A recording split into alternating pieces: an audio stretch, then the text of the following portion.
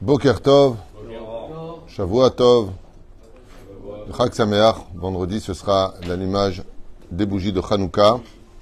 Alors, je voulais parler de Hanouka aujourd'hui, quoiqu'il y a à peu près 50 cours qui vous attendent sur le site de Torah Traim. Mais on m'a demandé dimanche matin de faire un cours sur Hanouka que j'avais préparé là dans ma tête et je comptais le faire ce matin. Mais non, on le fera dimanche, Be'ezrat Hashem, deuxième jour de Hanouka. Parce que c'est ce qui m'a été demandé. Aujourd'hui, nous sommes le mardi 5 du mois de décembre, Be'ezrat Hashem Yitbarach, et le Kav Bet du mois de Kislev. Qu'est-ce qu'il y a? Donc, non, regarde, bien, on compte bien. Si, voilà, tu as fait tchouva? Ok. Shabbat, c'est premier soir, dimanche, c'est deuxième jour. Chazak ou Baruch. Jeudi soir. Alors, jeudi soir, troisième jour. C'est Khatati. Cours acheté ce matin par Sarah Abenaïm pour l'élévation de l'âme de son oncle Chaim Ben Aïda Chaya, ainsi que pour la protection de tous nos Chayalim et libération de tous nos Jvouim, Chatoufim, nos otages, Be'ezrat Hashem, que le mérite de notre Torah Yagan Alehem. On pensera à la Refouach Lemach, la Meira ou Briut Etana, d'une enfant de 3 ans qui a besoin de vos prières, Liv, Rachel Bat Esther, Achlama Meira Be'ezrat Hashem, Fren pour la Refouach Lema de tous les malades d'Israël, Moratim Yagdosha Bateora, toute notre liste, les Nushmat Kol Mete Israël, ou Fren Mazal Tov Yivlim Bat Alice Mishpachat Ben Shabbat, Roi Hashem Tenachena Began Eden. Et raison que chaque mot de cette étude y allait Et Nishmato Shel Chaim Ben Aïda Chaya. Et donne une grande Atzlacha Valvacha pour Sarah Abenaïm, qui a acheté donc ce shiur. Alors, je t'écoute. Ta question. La première question c'était si Dieu il a tout, qu'est-ce qu'il a besoin de nous? Donc, si Dieu est si parfait, pourquoi il aurait besoin de l'homme? C'est ça ta question. Et tu m'as dit que tu as une autre question aussi à me poser. La deuxième question, c'était si le Talmud il est écrit par les hommes, qui prouve que c'est vrai? Tout ce qui est écrit là-bas. Si le Talmud a été écrit par les hommes, qui prouve que donc tout est vrai, surtout que personne n'est d'accord avec l'autre. C'est ça. Toi, je te rajoute de l'huile sur le feu. Hein, c'est très intéressant. Ok, on va essayer de développer en chiour cette question-là qui a déjà été développée à Emet, mais on va essayer de revenir dessus. Spinoza aurait été très heureux, Nietzsche aussi, aurait été très heureux d'être présent pour te dire, ben justement, nous, c'était nos questions. Les philosophes se sont beaucoup pensé sur cette question-là, que l'existence de Dieu est un point d'interrogation de par lui-même, parce qu'il a besoin de créer des créatures. Et donc, si le besoin existe, c'est que le manque est présent, et si le manque est présent, en quoi il est Dieu? Un petit peu le rebondissement de cette grande question historique sur laquelle l'humanité se pose des questions. Et d'ailleurs, ce qui a provoqué un élan sur l'idolâtrie est venu du fait que si Dieu nous a créés, c'est pour le servir. Et donc, c'est parti dans tous les sens, absolument dans tous les sens, dans le sens où la première idolâtrie qui a été créée par l'humanité selon le Talmud, c'est celle de Enoch, donc Hanoch, qui ont estimé que Dieu était tellement grand et parfait qu'il fallait servir ses ministres, c'est-à-dire le soleil et la lune. Donc c'est un petit peu comme ça que l'idolâtrie a commencé à exister, d'une bonne intention à la base, comme on l'a vu avec Rabbi Yoshua et l'empereur, quand il lui dit « montre-moi Dieu », il lui dit « viens demain matin à midi et tu le verras », il voit le soleil, il ne peut pas le regarder droit dans les yeux, il lui dit « tu n'arrives pas à voir un serviteur de Dieu, tu veux voir le roi lui-même ». Donc on a vu que quelque part, la création, la nature sert le créateur du monde et exprime le travail de l'artisan, puisque c'est un chef-d'œuvre qui a été créé quand on voit la Terre, surtout au milieu de l'espace, comme ça, dans la galaxie dans laquelle nous vivons, qui est une galaxie assez exceptionnelle, même s'il y en a d'autres, et ce jusqu'à des milliers. Bémet Shela Tova, pourquoi Dieu a créé Bémet l'homme? Alors, cette question-là, elle demanderait beaucoup de temps pour l'expliquer, mais je vais essayer d'aller directement au but par rapport à cela. Quand on est Dieu, en quoi sommes-nous Dieu alors que nous sommes Dieu? Qu'est-ce qui définit Dieu?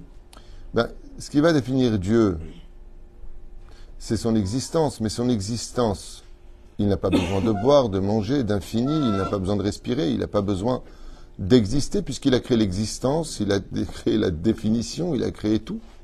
Donc, quelque part, s'il est l'absolu de tout, et qu'il est complet de tout, et que rien ne lui manque, parce qu'il a toujours existé, il a créé le temps. Le fait qu'on entend des fois des enfants qui posaient une fameuse question en disant « Mais qui a créé Dieu ?» Mais avant.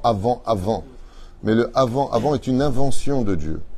Donc Dieu est hors de portée de tout esprit humain. On ne peut pas comprendre Dieu, on ne peut pas imaginer ce que d'ailleurs la Torah nous demande de faire. Pourquoi la lettre de la Torah, la première lettre c'est la lettre bête, pour t'apprendre que le Aleph, il est hors de portée de l'humanité. Le Anochi, je suis l'Éternel ton Dieu, c'est hors de portée.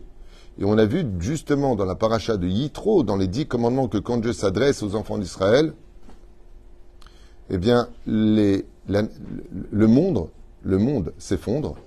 Les nations demandent à Bilam, qui est le prophète de cette époque, aux nations du monde, mais Dieu veut détruire le monde. Et qu'est-ce qui se passe pour nous, les enfants d'Israël? On meurt. On meurt et Dieu est obligé de réinstaurer nos âmes à l'intérieur du corps, parce que dès que Dieu se dévoile, on ne peut pas vivre. C'est-à-dire que même l'existence est impossible face à Dieu. C'est pour ça que Dieu vit dans le monde qu'on appelle Ha-Olam, le monde dans lequel nous sommes en hébreu qui se dit Olam, mais qui vient de quel mot hébraïque?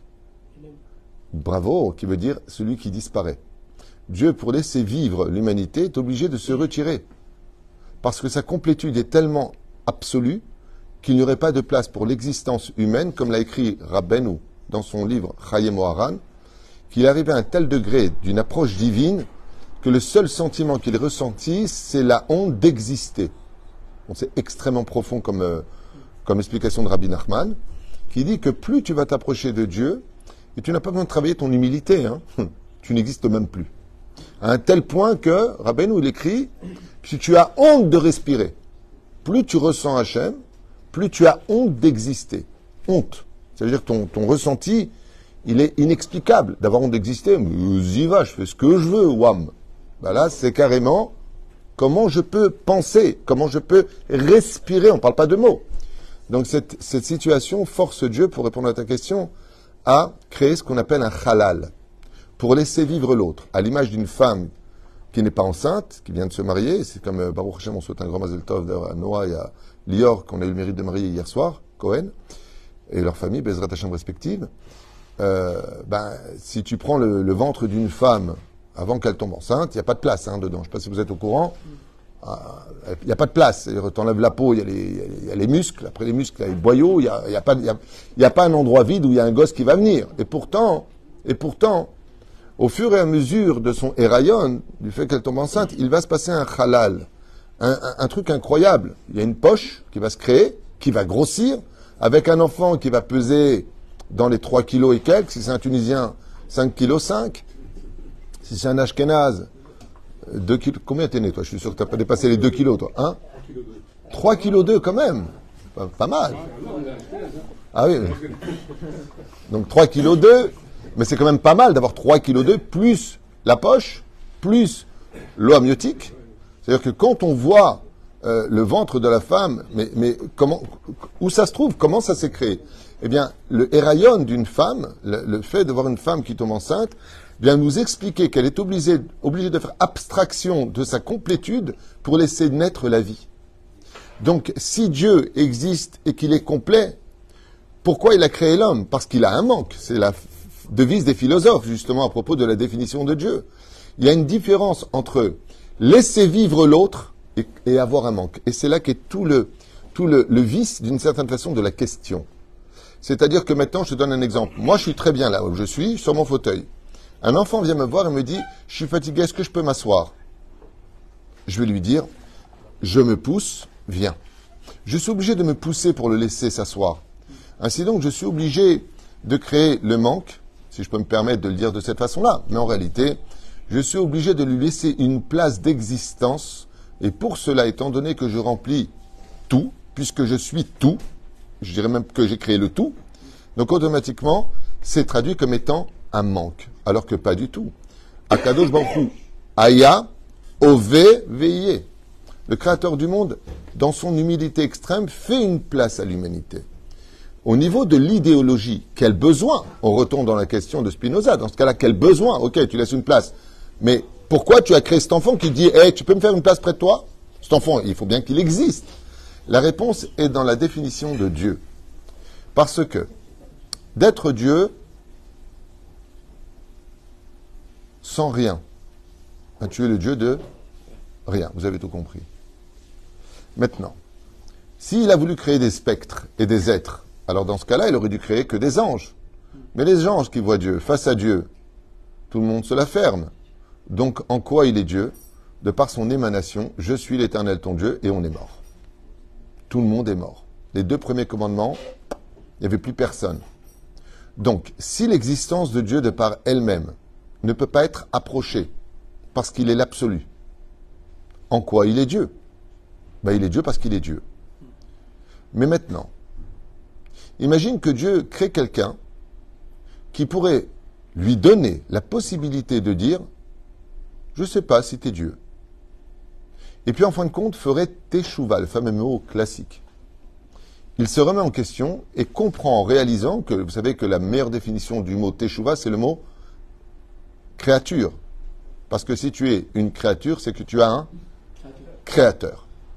C'est-à-dire que de ma propre réflexion, je vais décider, de ma propre réflexion, si j'accepte l'idée de faire Dieu, Dieu ou pas.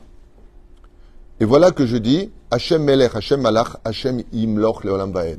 Hachem Hu Ha-Elokim. Je me plie à l'idée conçue, due à une réflexion qu'on appelle la foi, que Dieu existe. Et le pire, dans un silence de mort. C'est-à-dire que tu pries Dieu, bah, tu n'as pas de réponse, donc Camillo, il n'y a pas. Hein. Il n'y a pas de réponse. Ça veut dire que tu vas prier Hachem, Hachem, aide-moi, tu es là en train de prier pour ton fils, pour te marier, pour une parnassa. C'est pas tu sors et t'as un faisceau de lumière que tu dis alors, puisque tu t'es adressé à moi, comme on le voit dans la Bible, c'est vachement sympa. Abraham, il parle à Dieu, Dieu lui répond, alors ça va, toi, t'as mangé des frites et tout, qu'est-ce que tu viens, mais c'est magnifique. Nous, on n'a pas ça. Nous, on prie, après on pleure un petit peu, puis après on dit, bon, si Dieu veut, ça va aller. Mais t'as pas eu de réponse. C'est-à-dire qu'un philosophe qui te chope après ta prière dit, alors qu'est-ce qu'il t'a dit Dieu? Tu peux pas comprendre, c'est un ressenti, tu comprends. C'est-à-dire qu'il y a une absence totale. Et cette absence totale vient de l'idée conçue de la création du monde à la recherche du Créateur. Ça s'appelle rechercher son Créateur. Dirshu et Hachem. Demander Dieu, chercher Hachem. Et là, le couloir qui mène à retrouver son Créateur, c'est les 3 piliers que Dieu nous a donnés au Har Sinaï, l'étude de la Torah, l'accomplissement des commandements et la prière, tout simplement. Ça veut dire que maintenant, je vais avoir une échelle, comme Yaakov, qui va Yvgaba Makom, il rencontre Dieu, qui s'appelle Makom, et il voit une échelle qui monte, avec des barreaux. Chaque barreau, c'est une ascension vers des mondes supérieurs. Et cette ascension-là, c'est-à-dire que le couloir qui va me permettre de rencontrer mon Créateur, c'est quand je vais accepter l'idée d'arrêter de penser.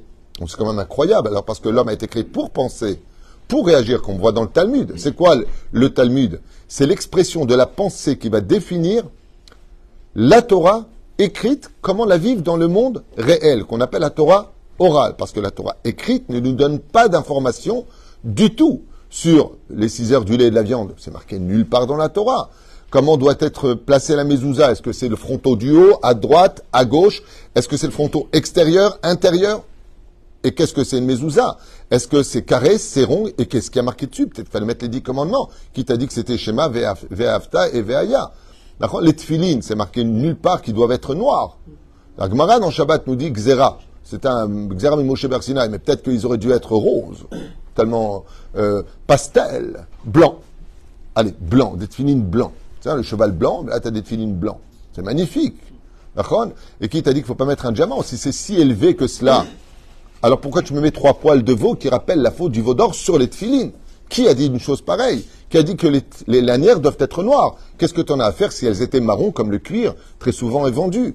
Donc, si on n'a pas la Torah orale, et le pire, qui t'a dit qu'il ne faut pas mettre les tfilines le Shabbat? Allez, question bête. Il faut savoir qu'à l'époque des Tanaïm, il y en a qui mettaient les tfilines aussi pendant le Shabbat. Mais nos Chachamim ont décidé par rapport aux trois piliers qui sont le Rambam, le Rif et le Rosh, par rapport au Shulchan Aruch qui va définir en fin de compte, parce que c'est le Shulchan Aruch qui fixe nos lois et pas le Talmud. Quand j'entends des gens qui disent, ouais, mais il y a marqué quand même dans le Talmud, mais le Talmud, il fixe pas d'halachot. Le Talmud ne fixe pas d'halachot, faites attention à ça, tu peux pas fixer les halachot du Talmud.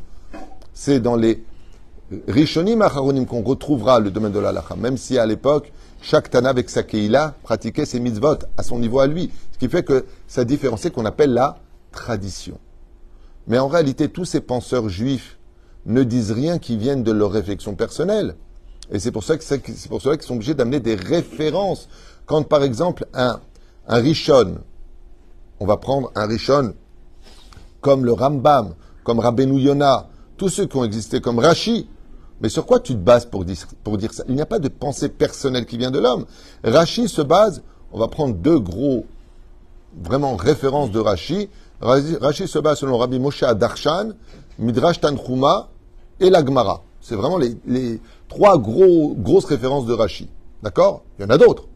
Mais vraiment, comme il le rappelle Rabbi Moshe Darshan souvent, donc c'est ces références. Et Rabbi Moshe Darshan, toi, d'où tu le sors? Du Talmud.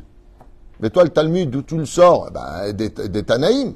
Et les Tanaïm, d'où vous le sortez? Des Zougot.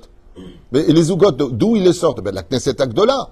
D'accord, mais la Knesset Agdola, d'où ils le sortent? Mais des Nevi'im. Et les Nevi'im, la Knesset Agdola, non. Ils le prennent de Yoshua Binoun. Et Yoshua Binoun, d'où il le prend? De Moshe Rabbeinu. Et toi, Moshe Rabbeinu, d'où tu le prends? De Dieu lui-même. En réalité, juste que vous sachiez, comme on l'a vu avec Othniel ben Kenaz, quand Yoshua Binoun rentre, 3000 halachot sont oubliés jusqu'à ce qu'est venu Othniel ben Kenaz et qui les a ramenés, rappelés. Ce qui fait que ce que nous recevons, quand le dit la Torah, combien de Torah ont été données du Har Sinaï? 2 Torot. La Torah le dit, Shte Torot. Rashi dit, Torah Shibirtav et Torah Sheba'al Peh. En réalité, ce n'est pas une invention des hommes, le Talmud. C'est tout simplement que la Torah écrite a été donnée pour être écrite, le Sefer Torah. Et comment s'appelle le Torah, rappelez-moi? La Torah orale. Et si c'est oral, ça veut dire que ça ne doit pas être écrit. Chazakou Baruch, c'est pas écrit. Et jusqu'à quelle époque la Torah orale ne s'enseignait que de façon orale? Jusqu'à la fin de l'époque de la 5e génération des Tanaïm, jusqu'à Rabbi Yehuda Hanassi, qui est un petit peu entre les deux, avec Rabbi Yochanan de Jérusalem. Ouais. Et à ce moment-là, qu'est-ce qu'il a fait Rabbi Yehuda Hanassi? Étant donné qu'il a vu que la Torah commençait à s'oublier, la transmission, parce qu'on était en train de s'assimiler avec les Romanus, les Romains, qu'est-ce qu'il a fait? Il a utilisé le Télim 119, duquel il marquait Et la asot lachem et feru Toratecha, c'est-à-dire que des fois il faut renverser la Torah pour la sauver, et donc il a vite pris sa plume et il a mis par écrit toutes les Mishnayot qui étaient enseignées de génération en génération, Baal Peh.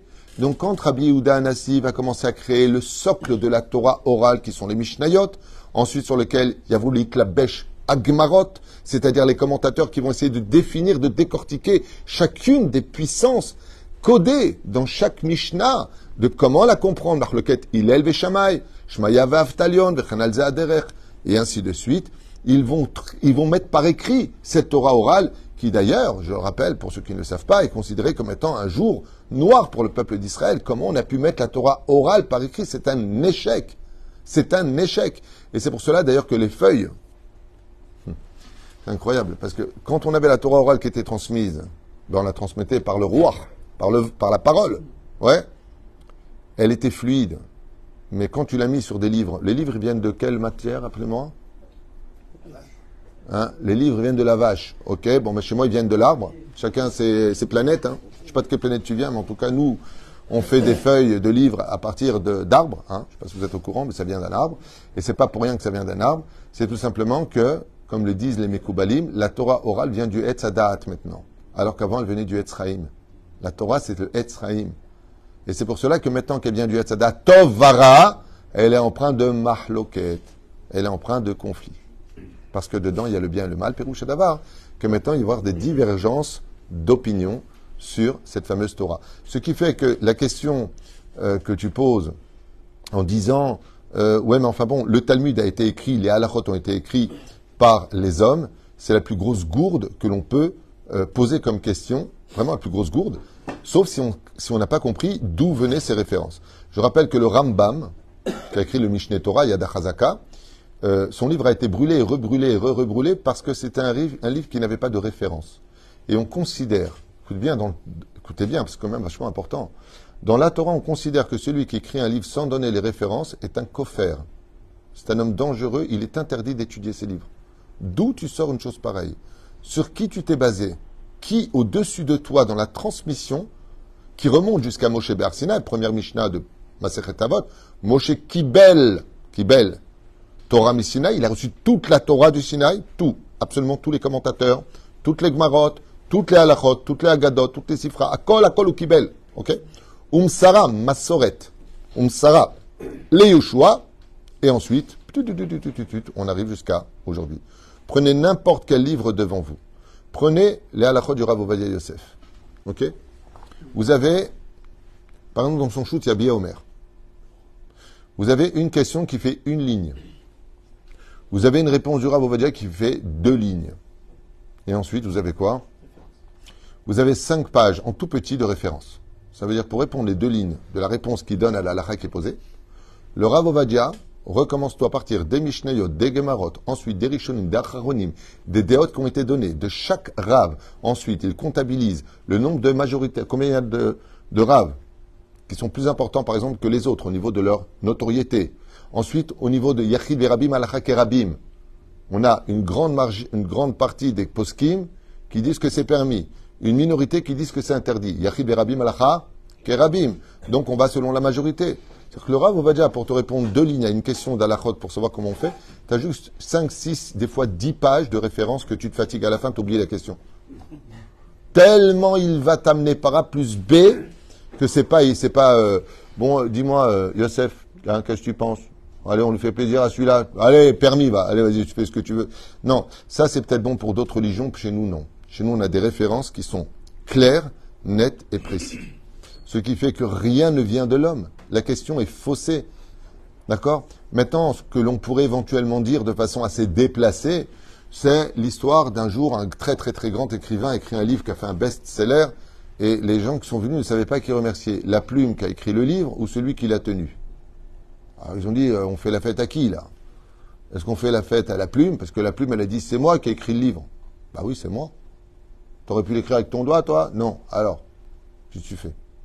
Alors, qui est? Vous avez remarqué que l'écrivain, je ne sais pas si vous connaissez, mais les écrivains, ils ont souvent une espèce de mina comme ça, de tradition, que quand ils ont eu cette idée d'écrire leur livre, cette plume, elle leur porte bonheur, ce stylo, et c'est avec ça qu'ils font la dédicace.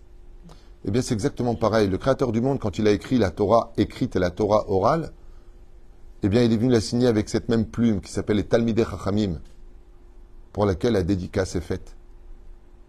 Ce qui fait que nos Chachamim sont des plumes du Créateur. Ils ne sont pas ceux qui se prennent pour des créateurs et qui inventent des choses. Parce que s'ils les avaient inventées, vous comprenez bien que jusqu'à aujourd'hui, posez-vous juste une question. Nous sommes à peine réellement 9 millions de juifs sur terre, peut-être 10 au grand maximum. Comme je l'ai dit dans mon chiour, le peuple d'Israël est peut-être le plus petit des peuples, mais on est la plus grande famille de l'humanité. Ou frère, posez-vous la question.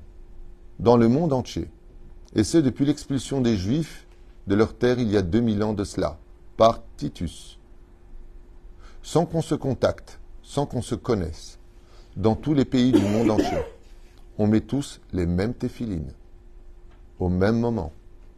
On a tous les mêmes fêtes. On mange tous les mêmes matzot, bon, peut-être différentes les unes des autres. Et la fête de Pessah est célébrée de la même façon depuis 2000 ans, sans jamais se connaître, sans jamais se contacter.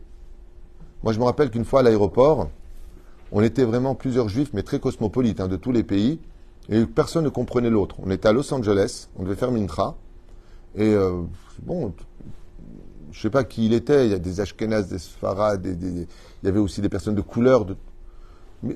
Mincha. Ouais, Mincha. Ben, j'ai éclaté de rire parce qu'on était une 50aine, et quand celui qui est monté Chazan, il dit Idgad David Kadesh Rab. Amen. Amen, Yeheshem Rabba, et tout le monde. Amen, Yeheshem Rabba. On a les mêmes prières depuis 2000 ans. N'oubliez pas depuis combien de temps existent les autres religions.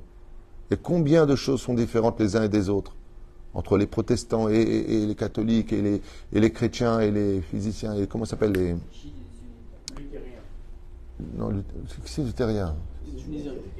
C'est les Tunisiens. Hein? C'est ce que je viens de dire. Luthériens, c'est les protestants. Les franciscains, je veux dire que après tu pars dans plusieurs façons de aval, dans le tachlès des choses, quand tu vois un spectacle comme ça de personnes qui ne se sont jamais vues dans un pays qui n'a rien à voir, le Guatemala, le Mexique, c'est pas la même langue, c'est pas la même culture, c'est pas les mêmes habits, c'est pas la même nourriture. Et pourtant, le Shabbat, c'est toujours 2 bougies, c'est toujours les 2 pains qui sont sous la couverture, ce vin de kidouche qui se lève au-dessus de la table dans une harmonie de bénédiction pour toute la famille. N'oublions pas ces détails. Ça veut dire que notre Torah a un cœur qui vit de génération en génération. Même pendant la Shoah, on retrouverait, pendant la fête de Hanouka, des Hanoukiotes qui avaient été bâtis, qui avaient été sculptés dans la pierre pour ne pas annuler cette mitzvah de l'espoir d'une lumière qui sortirait de l'obscurité. Et ça, c'est la force de notre Torah. Parce que si Dieu a créé l'homme, c'est pour en faire son associé. Et je veux te répondre clair, net et précis. L'histoire de la création du monde exprime la volonté de pourquoi la création de l'homme. Car si Dieu avait voulu créer un homme parce qu'il avait un manque, il aurait créé des gâteaux qui sortiraient de la terre. Il aurait créé des habits qui sortiraient de la terre. Mais Dieu a créé le tissu? Non. Il a créé les éléments qui permettent de créer du tissu pour qu'un homme puisse aller le prendre et vendre ce tissu. Et puis après, il a donné l'intelligence à l'homme d'être couturier. Et puis il a donné l'intelligence à l'homme de fabriquer des aiguilles. Et puis l'autre du fil. Pour que tout cet ensemble de personnes travaillent ensemble et deviennent l'associé du Créateur. Par exemple, comme le dit la Gemara, Dieu a créé le blé, mais l'homme a créé le pain. Pourquoi Dieu a-t-il créé le blé? Et pourquoi l'homme fait-il du pain? Pour que l'homme complète, pas remplace, pour que l'homme complète le chef-d'œuvre de la création. Dans son humilité extrême, vous savez qu'un des plus hauts degrés de tzedaka qui existe, qui est pratiquement impossible à pratiquer, il n'y a que Dieu qui peut le faire, c'est de prendre un SDF de la rue et de lui dire, regarde, moi j'ai une société qui est très très importante, je gagne des milliards par mois, tu deviens mon associé. C'est le plus haut degré de tzedaka qui existe au monde. C'est pas tu lui donnes de l'argent, c'est pas tu lui donnes, il ouvre sa société. Le plus haut degré qui puisse exister, c'est de prendre une personne insignifiante et de le rendre ton associé. Les Romains, autant en général, si tu fais ça avec l'humain, au bout de 2 mois, il devient ton patron. Mais bon, je parle de l'étranger que tu as pris.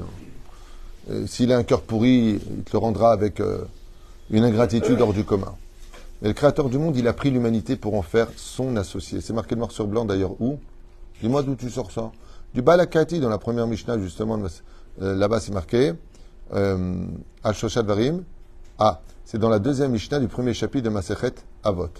Shimon HaTzadik Hayam Asher Knesset Agdola, et Omer Al-Shoshat Varim, même dans la Torah, à la Agboda, à la Chassadim. Et là-bas, le Balakati ramène des références qui dit Kiratza Kadosh Baruch Hu Lasot et Adam Shutafo Shel Kadosh Baruch Hu B'Maaseh Bereshit.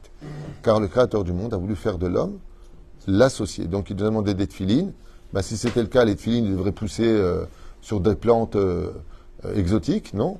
Il va falloir prendre une vache, la tuer, prendre sa peau, la durcir, la fabriquer. Il y a une shutafut. Et sachez qu'un des hommes qui a le plus réussi cette mission, c'était Rabbi Pinchas Ben Yair. C'était Rabbi Chia. Rabbi Chia, il n'achetait jamais quelque chose prêt. C'est-à-dire quand il faisait des tefilines, il allait acheter une vache, après il faisait la shrita, après il prenait sa peau, il la tannait, et nanana, jusqu'à en faire des tefilines. Et c'est pareil pour le Sefer Torah. Par exemple, pour acheter la boîte du Sefer Torah, Rabbi Chia, il n'avait pas acheté une boîte de Sefer Torah. Il allait dans la forêt, il coupait un arbre, il le ponçait, il le sculptait, il le décorait, il en faisait une boîte de Sefer Torah lui-même.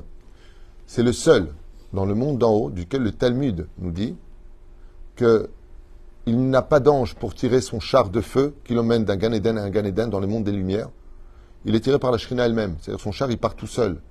Et tout le monde pose la question, mais qu'est-ce qu'il a comme mérite, lui, d'avoir eu autant de choses?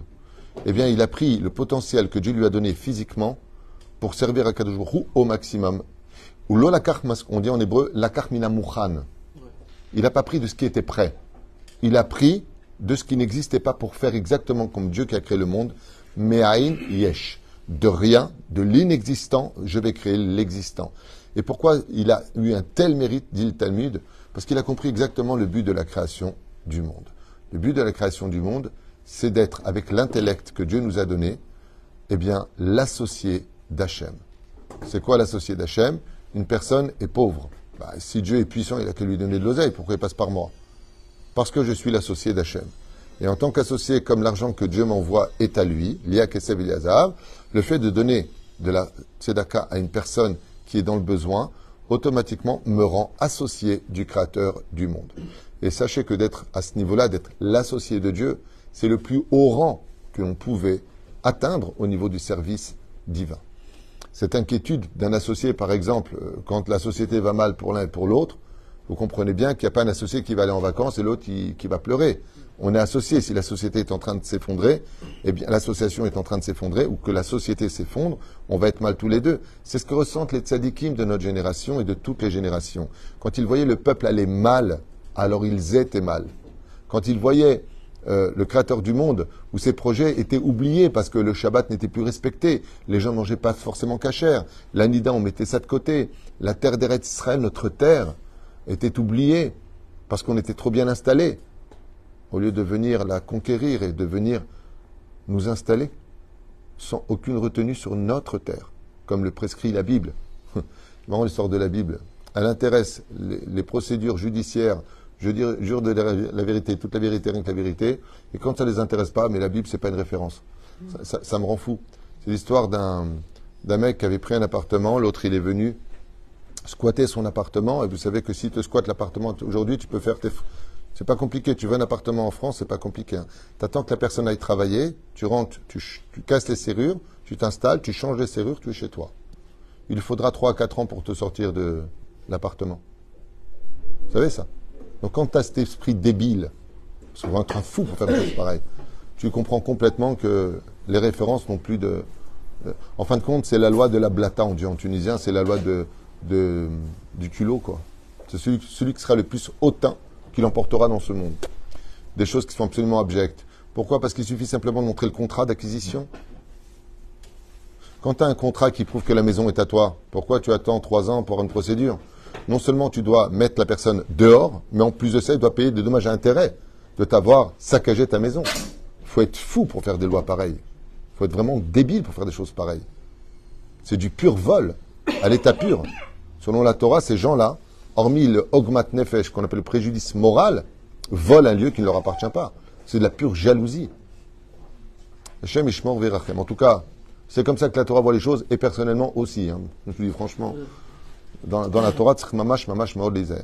Mais la reine, ce n'est pas que Dieu avait des manques pour résumer tout cela, qu'il a créé l'homme, mais tout simplement que dans son humilité extrême, il a créé l'homme pour ces raisons-là. Est-ce que tu serais capable d'être quelqu'un qui, de par toi-même, ferait de moi ton Dieu? Ça, c'est une vraie réussite pour être Dieu. Vous savez, je vous finirai une phrase avant de te donner la parole qui est très très importante à mon goût. Il y a celui qui est le patron parce qu'il est le patron. C'est un état de fait. 2 et 2, 4. C'est le patron. Et puis il y a celui qui est le patron, mais même s'il n'avait pas été le patron, tout le monde l'aurait élu en tant que leader dans la société. Parce qu'il mérite d'être patron. Alors il y avait 2 options pour Dieu. Être Dieu parce qu'il est Dieu, Nekuda. Et tu bouges une oreille, tu as un tsunami, tu as un volcan qui t'éclate, tu as un tremblement de terre, on sait de quoi Dieu est capable. Hein. Et puis, il y a celui qui laisse tout tel quel. Et puis qui d'un coup voit un peuple le proclamer roi. Et dire, tu sais Hachem, tu n'es pas roi de l'univers parce que tu es le roi de l'univers en état de fait, mais tu es le roi de l'univers parce que tu es l'élu de mon cœur. Et c'est pour cela que, comme je l'avais expliqué déjà dans un cours, qu'avait d'ailleurs très très mal compris par un musulman qui s'était permis de m'insulter sur les réseaux sociaux en disant « Regardez bien ce que dit ce rabbin, il en a fait des vidéos partout. » Ils prennent toujours des bribes de mes cours pour m'insulter ou faire des trucs, mais c'est pas grave. C'est pas grave, c'est pas important. C'est juste important de retenir ce que moi j'ai à vous dire. Non pas ce genre de choses. Car oui, dans la Torah, dans le judaïsme, dans la vraie religion, chez nous les juifs, Baruch Hashem, je t'abarre Shemo d'être juif et d'avoir la Torah. eh bien, le Créateur du monde ne veut pas une religion de peur, de mort.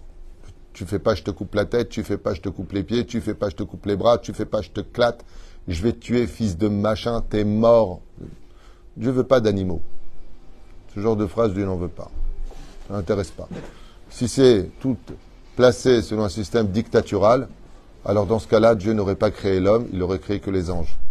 C'est les anges, il n'y a pas cette dimension de vouloir ou de ne pas vouloir. Mais dans la création, vous savez que les anges sont inférieurs aux hommes. Ils viennent du monde de la Yetzira, et nous venons du monde de la Beria. Donc les anges, depuis le don de la Torah, obéissent aux hommes et pas le contraire. Chez nous, les juifs. Après, chacun fait ce qu'il veut dans sa philosophie personnelle. Donc, ce que veut Akadosh Baruch Hu, ça ressemblerait à cette image tellement belle. Il y a celui qui dit « Tu dis pas bonjour à papa ?» C'est mignon. Tu dis pas bonjour à papa. Non, je parle pas de toi. Mon fils qui me dit bonjour. Tu dis pas bonjour à papa.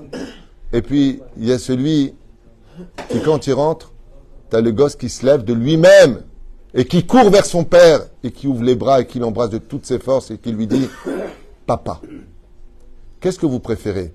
Celui que le gosse a ignoré et que le père lui rappelle qu'il est son père et qu'il mérite un bisou? Ou est-ce que vous préférez le deuxième scénario? Le père rentre, le fils se lève de lui-même et court dans les bras de son père lui dire « Papa ». Je vous pose juste une question. Laquelle des deux vous préférez? Tout le monde? Eh bien, tout comme vous l'avez compris, c'est ce que veut Dieu. Si un homme n'est pas Shomer Shabbat, la Torah dit Chayav Mita, il meurt. T'es pas Shomer Nida, Karet. Pourquoi on ne voit pas ça de nos propres yeux? Parce qu'Akadosh Baruch Hu, il attend, dans une grande patience et une sagesse hors du commun, exemplaire, qu'on arrête de perdre notre temps à jouer avec des futilités jusqu'au moment où, avec notre couche et notre petite tétine, on réalise que papa est là et qu'il serait peut-être temps de courir dans ses bras, non pas parce que c'est notre père, Avinu Malkeinu, et notre roi, mais parce qu'on l'aime. Et un père préfère attendre quelques instants de voir son fils qui ne s'était pas rendu compte qu'il était là. Papa! Et il court vers lui. C'est ça que Dieu veut, pas du robotisme, pas de la crainte, tu fais pas, tu crèves. Mais non, ce que veut Akadosh Baruch Hu, c'est un cœur qui bat pour lui. Mais cette décision, c'est toi qui la prendras. Oui, deux questions, j'en pose simplement deux. Deux questions. Pour faire ce qu'il disait, pour savoir la tradition orale, elle s'est maintenue de génération en génération. Oui. Supposez, non pas comme il y a une ligne droite, qui est transmise de Moshe Rabbeinu jusqu'à... Tout à fait. Sans influence. Ça veut dire quoi, sans influence? Ils ont vécu dans les civilisations. Ok. J'aime bien l'image de Manitou qui disait quand on achète un Kelly, chez un goï, tu vas le tremper. Et physiquement, on n'a pas changé. On a un nouveau sens à ce qu'on a reçu. Tout à fait. On va emprunter. J'ai compris, mais c'est quoi la question? Pourquoi la Torah se définit simplement sans être... Il n'y a pas d'influence extérieure. Ça veut dire d'une chaîne, une Mishnah, etc. Parce que si... J'ai compris ta question. On va essayer de faire ça en kitsur. Je ne veux pas un débat, je veux une question, si je peux me permettre. Si la Torah avait besoin d'influence extérieure, c'est qu'elle ne serait pas complète. Ça répond à tout. Ça veut dire que Torah Hashem, Temima, Mazé Temima, intègre. Si Chaz Veshalom, notre Torah aurait besoin de la philosophie d'un tel ou d'un tel, ça veut dire qu'elle serait complétée par quelque chose d'extérieur à elle-même, l'Avdil Ben Kodesh Lechol. Ça voudrait dire que la Gdusha que nous avons reçue dans la Torah est incomplète. Alors que ça, c'est pas possible. Ainsi donc, notre Torah ne peut pas être influencée par l'extérieur. Et c'est incroyable que tu poses cette question maintenant, à la veille de Hanouka. Et tu sais pourquoi? Parce que toute la fête de Hanouka, c'était d'apporter la lumière étrangère dans la lumière de la Torah. Et ça, c'est pas possible. Parce que notre lumière brille tellement fort qu'elle n'a pas besoin de l'ombre qui se fait passer pour la lumière, qu'on appelle Yavan. C'était pour ta première réponse. Notre Torah, et tu as raison, on va lui donner l'intention. Tu prends un Kéli, tu le trempes au mikvé parce qu'il vient des nations du monde. Mais le Kéli lui-même n'a pas changé. Et donc, cette transformation est spirituelle. On met une âme dans ce que nous possédons. C'est introduire l'âme juive dans l'objet qui appartient aux juifs. C'est pour cela que si j'ai un Kéli, par exemple, que je ne peux pas tremper au mikvé, je le donne à un non-juif qui va me le prêter pour la vie. C'est l'objet est chez moi, mais je ne vais pas inclure une âme parce qu'il appartient à un propriétaire non-juif qui, lui, n'est pas obligé de le tremper au mikvé. Mais si moi je le trempe au mikvé, c'est parce que je mets une partie de mon essence juive à l'intérieur de ce Kéli, pour lequel, maintenant, ce Kéli appartient à un juif. Et on a vu bizarrement, beaucoup de choses qui se sont passées avec des objets appartenant à des grands en Torah, qui eux-mêmes étaient capables d'expulser, de faire sortir d'eux cette kedusha de nos tzadikim, comme la djellaba de Baba Saleh, les babouches de Rabbi Yaakov Abu Hatzera, et tellement d'autres objets pour lesquels nos chachamim ont inclus de la Torah et des mitzvot à l'intérieur. Et c'est là qu'est toute l'essence du peuple d'Israël, c'est que partout où nous allons sur terre, nous devons laisser une empreinte spirituelle grâce à notre étude de la Torah, l'accomplissement de nos mitzvot, et je dirais encore plus que ça, par l'essence même d'être juif. Même un juif qui n'est pas dans la Torah, parce qu'il a une âme juive, il laissera toujours une empreinte là où il arrive. Toujours. Il y a quelque chose de divin chez le juif qui dérange l'humanité, parce que le juif, malgré sa minorité, brille toujours un peu trop partout où il est. C'est pour ça que notre devoir en tant que juif et en tant que lumière, c'est de se faire discret, d'où le domaine de l'humilité. On a le droit d'être fier d'être juif, mais on n'a pas le droit d'écraser les autres sur notre judaïsme ou autre. C'est pour ça qu'on ne va pas chercher, nous, à convertir. On n'a pas de missionnaire chez nous. Tu veux te convertir, c'est à toi de faire tes preuves et d'attendre des années. Attention, la moindre erreur, sinon tu es remise en question. Pourquoi? Alors que tout le monde a des missionnaires. L'islam rêve de convertir l'humanité à l'islam. Nous, pas du tout. C'est un mérite d'être juif. Oh, qui tu es pour dire que tu veux être juif? Une fois, le Rav Kook, Zecher Tzadik, Kadosh Ibracha, il s'est assis étudier, le Rav Kook lui-même, Rabbi Avraham Tzrak Cohen Kook, pas le Rav Yehuda Kook. Il s'est assis avec un juif qui a dit, tiens, je veux bien étudier avec toi quelques feuilles. Il a pris une kippa, un calot, il a mis sur la tête. Il lui a dit, pour qui tu te prends? Faut du mérite pour mettre une kippa. Il a réalisé à ce moment-là, il a dit, mais je suis juif. Il a dit, ah, ok, alors tu peux. C'était un peu chariot, Rav Kook. Hein? Par rapport à ce qu'il disait, cette fameuse écriture qui n'est pas humaine, enfin une transmission qui est humaine, d'où vient la règle de la majorité? La règle de la majorité vient du fait que, c'est un autre sujet, alors là on va loin, c'est Shivim Panim la Torah. La Torah a 70 facettes qui elles-mêmes sont divisées par 4 mondes de compréhension, le Pardes, qui eux-mêmes sont divisés dans des mondes de Sphirot qui eux-mêmes sont, c'est à l'infini. Donc pourquoi? Parce que l'avantage qu'on a, nous, pourquoi toutes ces marloquotes existent? Bien, tout ce qui est mort, c'est facile à comprendre. Tout ce qui est mort, c'est facile à comprendre. Tu comprends? Nous, ça fait 3600 ans qu'on étudie la Torah. Est-ce qu'on a encore commencé cette Torah? Non. On la réétudie. Vous vous rendez compte que la Torah, c'est le seul livre de l'histoire, le seul, où un enfant de 5 ans peut tenir dans les mains ce qu'un homme de 95 ans, un rabbin, pourrait tenir dans les mains. Bereshit, Bereshit. Il étudiera le Talmud à l'âge de 12-13 ans, il va étudier le Talmud à l'âge de 100 ans. On a les mêmes livres, alors qu'on ne peut pas donner un livre de mathématiques, de sciences ou de ce que tu veux à un enfant de 5 ans comme à un homme qui est doyen d'université. Parce que la Torah est éternelle, donc l'âge n'a pas d'importance face à sa connexion, face à sa compréhension. D'où l'importance de réaliser que la Torah est éternelle. Comme il y a une blague qui est sortie sur les réseaux sociaux que j'ai bien aimée. C'est pas de moi, donc c'est pas la peine de m'insulter, hein, quoique je m'en fiche. Mais c'est pas. Et c'est quand même incroyable. Les Juifs, ils étudient la Torah depuis 3500 ans. Ils ont toujours des conflits pour la comprendre, cette Torah-là. Les chrétiens, il faut être théologien pour comprendre leur livre. Et l'islam, en 2 mois de prison, tu le connais par cœur. C'était sa blague. Je trouvais ça mignon. Mais encore une fois, le Coran, pardon, pas l'islam. C'est ce qu'il a dit dans sa blague. Et tout le monde a rigolé, il y avait des Arabes là-bas, donc j'espère que les gens prendront pas mal. Mais en tout cas, ce qui est sûr et certain, c'est que la situation dans laquelle nous sommes aujourd'hui, nous, de cette transmission de la Torah, c'est tout simplement parce que le cœur bat, et tant que le cœur bat, boum, boum, eh bien c'est qu'il y a de la vie. S'il y a de la vie, automatiquement, c'est qu'il y a de la discussion. N'oublie jamais que dans un couple, quand il n'y a plus de discussion, c'est la mort du couple. Le jour où on n'aura plus rien à dire sur notre Torah, c'est que quelque part, elle sera morte. C'est pour ça que notre Torah est orale, et que dans toutes les yeshivot, on ne cesse de parler. Baruch Adonai Leolam, Amen.